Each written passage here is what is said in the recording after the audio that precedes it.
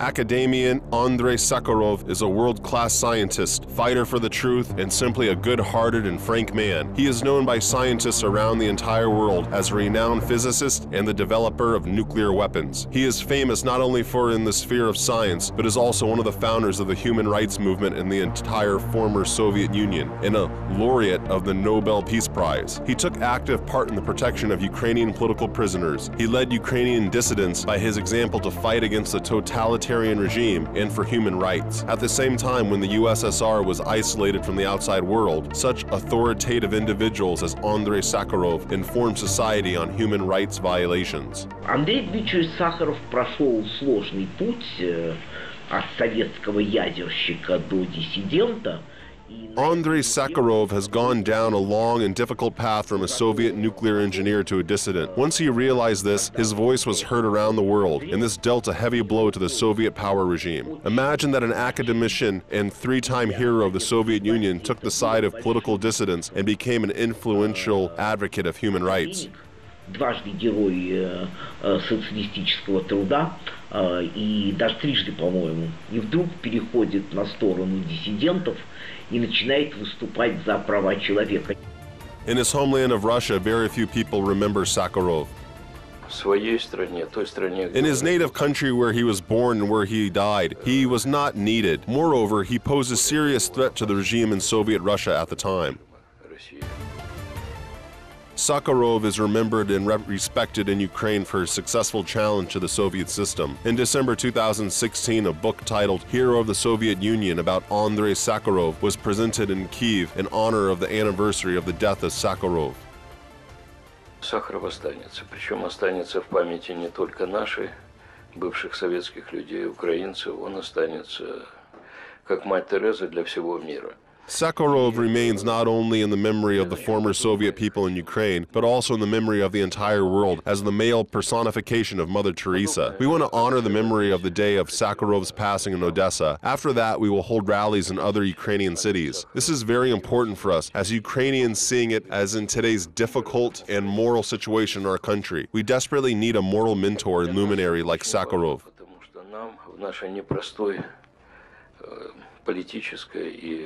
Нравственной, очень непростой ситуации, нам очень нужен Сахаров. Speaking the truth, Sakharov contributed a great deal to the development of Ukraine, for which Ukrainians honor and remember him.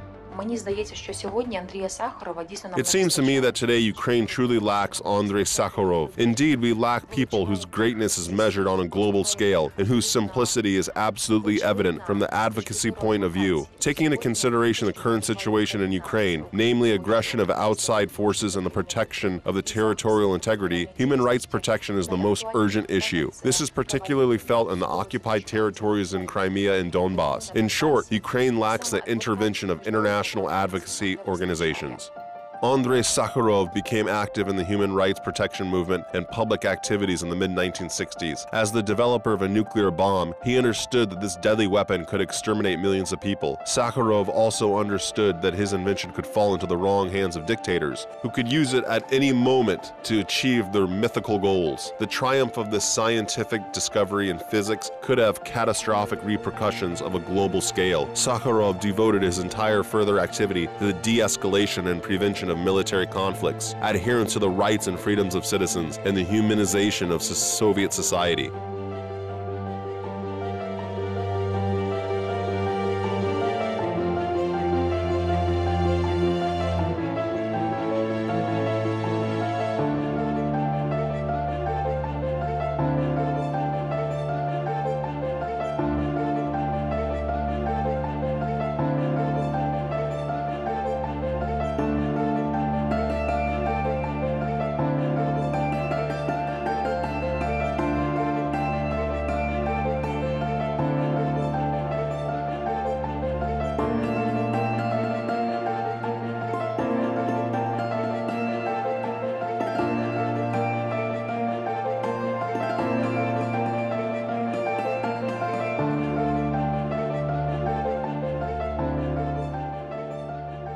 Голос генерала Григоренко был очень... The words of General Hirorenko have been quoted the most. Seeing as he was a frontline soldier in general, it was difficult to incriminate him for espionage as a mole of the CIA. Трудно ему было инкриминировать, что он наймит ЦРУ. For this reason, Soviet authorities tried to drive Hirorenko mentally insane and forced him to undergo psychiatric examinations. On May 13, 1970, Andrei Sakharov, together with like-minded persons, appealed to the USSR Prosecutor General with a complaint enforceable by supervision in response to a ruling of the Tashkent local court and the Supreme Court of the Uzbek Soviet Socialistic Republic to win the case of Petro Hirorenko. In 1970, Sakharov, together with other scientists, established and headed the USSR Committee on Human Rights. Since that time, Sakharov and the Committee on Human Rights made a stand for imprisoned workers in Ukrainian culture. On May 22, 1971, agents of the USSR Committee for State Security arrested Ukrainian poet Anatoly Lupinis for his ceremonial speech at the monument to Taras Shevchenko in honor of the Ukrainian Kobzar. Andrei Sakharov purposely flew from Moscow to attend the court hearings against the poet and described the events in his memoirs. In the morning, others joined me in a hotel and we went together to the court. On our way to the court, someone recounted to us the essence of the matters. Lupinis already had a previous conviction on his record for spreading nationalistic propaganda. While imprisoned in a camp, he became seriously ill. For some time, he could move only with the help of a wheelchair, and he eventually got around on crutches. In spring 1971, he recited verses together with other poets at the monument to Taras Shevchenko. One of the verses contained a phrase about the national Ukrainian flag that had been turned into a rag. Someone leaked information about this anti-Soviet nationalistic speech, and he was arrested. Much to the surprise of all those who attended the court hearing, they were freely admitted into the courtroom, but the court hearing had not been opened. Finally, a secretary said the judge fell ill, although one of us saw him in the morning, and the hearing was adjourned. The date of the hearing was postponed due to our appearance at the court. In 2 weeks, the court hearing was held totally unexpectedly for all of us. Lupinis was sent to a special mental health clinic in Dnipro, one of the oldest hospitals. From 1972 to 1975, Leonid Plush stayed in the hospital and told stories about the institution. Lupinis spent 8 years in the hospital as punishment for uttering a one-verse phrase. Sakharov was acquainted with very few Ukrainian human rights activists. He knew all of them by name, knew their biographies, and constantly remembered them during his public speeches, giving his regular interview to foreign journalists. Sakharov disclaimed the absurdity of the Soviet system and told about the tragic fate of Ukrainian dissident Oleksiy Tiki. In 1957, he was sentenced to 7 years in prison for disapproving response to Khrushchev. When he was freed from prison, Khrushchev was no longer in power. He was removed for his so-called volunteer course and ordered him not to recall this. So this meant that he was right in criticizing Khrushchev's regime. He was wrongfully convicted and served a term of 7 years in prison for nothing. But only was he not rehabilitated, but nobody apologized to him. Moreover, when he was arrested for the second time as a reactivist and a previously convicted dangerous criminal in 1977, he was handed down a sentence for him was nothing short of death. Indeed, he was sentenced to 10 years in concentration camps and 5 years in exile. On May 6, 1984, he died in a prison hospital in the Perm region of Russia. This is not the single case. When Sakharov asserted the rights of imprisoned activists of Ukrainian culture before the authorities, in 1975, Andrei Sakharov was awarded the Nobel Peace Prize for fearless support of fundamental principles of peace between people in the courageous struggle against abuse by authorities and other forms of suppression of human dignity. Of course, the Soviet authorities banned him from traveling abroad to the conferred prize. Sakharov's wife, Olena Bonner, attended the award ceremony in his place. At the ceremony in Oslo, Norway, Bonner read a letter of Sakharov addressed to the Nobel Committee. The letter contained the surnames of Ukrainian political prisoners: Valentin Moroz, Chornovil, Plushchik, Ivan Barony, Nina Strovkata, Vasyl Stus, Levko Levashenko, Yuri Stuvja, Seaman Gluzman, and many others. Sakharov also wrote about the prosecutions of Crimean Tatars and about the activist of the Crimean Tatar movement, Mustafa Demiliv, who has been in a prison for several years waiting for his sentence to be passed down. Andrei Sakharov has played a big role in the Crimean Tatar national movement, especially in my life. I am grateful for him and I managed to survive. In 1969, Mustafa became a co-founder of one of the first Soviet human rights organizations, Initiative Group for Human Rights Protection in the USSR, so Sakharov had a special relationship with him. He attended 2 court hearings against him, in 1976 in Omsk and in 1979 in Tashkent. Truthfully, I didn't see him present at the court hearings because it was a closed-door trial, but only one of his showings at the trial had its impact as Sakharov tried to attract the attention of the world community to see these problems.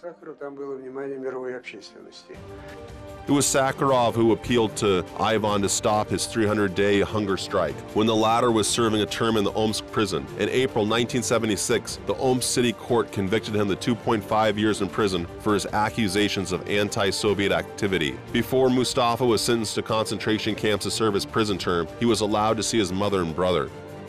Мать долго не смогла, она заплакала, ее вывели, брат остался, он говорит, My mother couldn't hold back her tears. She was escorted out of the visiting room, but my brother stayed behind and said to me, I don't know what the arguments, I shouldn't make force to stop the hunger strike, but I have sold another argument. He showed me a letter through the glass window. I can't remember the content of the full text, but most of all I remember the words, Dear Mustafa, it seems I have done everything possible to have you released. Now I have only one request to you. Please stop the hunger strike. Я сделал все возможное для твоего освобождения, а сейчас у меня просьба. Прекрати голодовку. Because our enemies will be delighted when you die. I think it was a very convincing argument for me to stop the strike. This person has done much to help me survive, so I wouldn't turn down his request. And that very same day I stopped the hunger strike. Для спасения моей жизни. И отказывать ему уже было, конечно, очень некорректно. Я в тот же день написал заявление о снятии голодовки.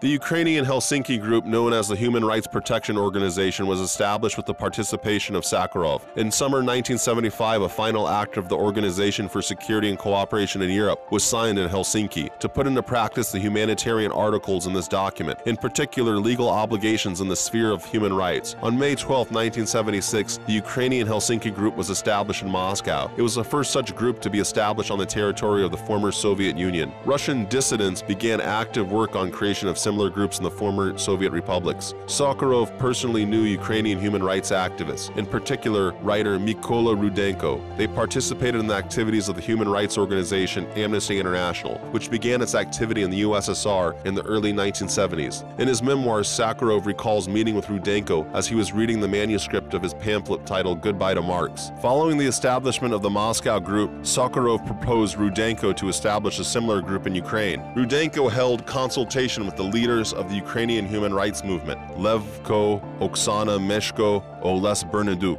Ivan Karbos, and others. On November 9, 1976, Rudenko held a press conference for foreign journalists in the apartment of Sakharov in Moscow. The creation of the Ukrainian Helsinki group was announced. In 1980, for the criticism of the Soviet government in Afghanistan, Sakharov was deprived of all state awards and honorary degrees and sent into exile into the city of Gorky. In late 1986, he was allowed to return to Moscow. In 1988, on the initiative of academician Sakharov, the Historical, Educational, Human Rights and Charitable Society Memorial was established in the former Soviet republics. Memorial operates in Ukraine to this day. While defending the rights of Soviet people, Andrei Sakharov did not rule out the context of his struggle for Ukrainian human rights activists and political prisoners. In 1986, he managed to convey a list of prisoners of consciousness to U.S. President Ronald Reagan, which contained the names of 23 Ukrainians. Reagan started negotiations with Gorbachev, which took place in Reykjavik, Iceland, in October 1986. The death of Sakharov on December 14, 1989 was a great tragedy for many Ukrainians. His memory is still revered around the world. Streets and cities of Israel and Ukraine were named after him, and the European Parliament established the Andrei Sakharov for Freedom of Opinion Prize in honor of the world-renowned academician.